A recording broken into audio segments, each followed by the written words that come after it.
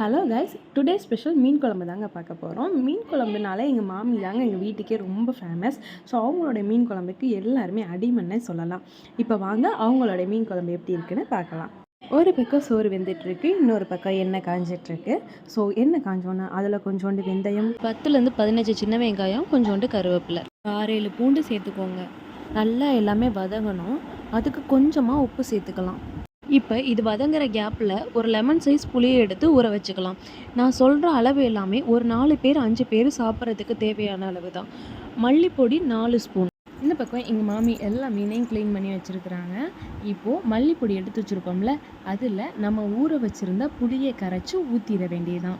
மல்லித்தூள் கட்டி கட்டியாக இல்லாமல் நல்லா மிக்ஸ் பண்ணி எடுத்துக்கோங்க. இந்த பக்கம் வெங்காயம் பூண்டு எல்லாமே வதக்கணும் இல்லையா, அது நல்லாவே வதங்கிருச்சு. இப்போ அது கூட ஒரு 2 சைஸ் பெரிய தக்காளியை எடுத்துக்கோங்க. அப்படி இல்லைன்னா சின்ன சைஸாக இருந்தால் ஒரு 3 சைஸ் தக்காளியை எடுத்துக்கோங்க.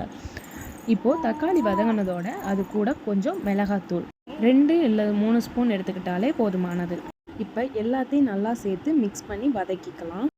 இப்போ கரைச்சி வச்சுருக்க மல்லித்தூளையும் புளித்தண்ணியும் ஊற்றிடலாம். டைமில் உங்கள் குழம்புக்கு தேவையான அளவுக்கு தண்ணி சேர்த்துக்கோங்க.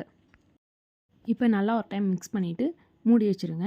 இதை 15 நிமிஷத்துக்கு அப்புறம் ஓப்பன் பண்ணி பார்த்திங்கன்னா கொஞ்சம் கொதிச்சுக்கிட்டு இருக்கும். அந்த டைமில் நம்ம க்ளீன் பண்ணி வச்சுருக்க மீன் எல்லாமே சேர்த்துருங்க. மாங்காய் தாங்க இதில் அல்டிமேட்டே. மீன் குழம்புக்கு மாங்காய் இருந்தால் தான் செம்மையாக இருக்கும். இதை ஒரு 10 நிமிஷம் கொதிக்க விட்டோம் அப்படின்னா சிம்மில் வச்சு கொதிக்க விடுங்க. தரமான மீன் குழம்பு ரெடி.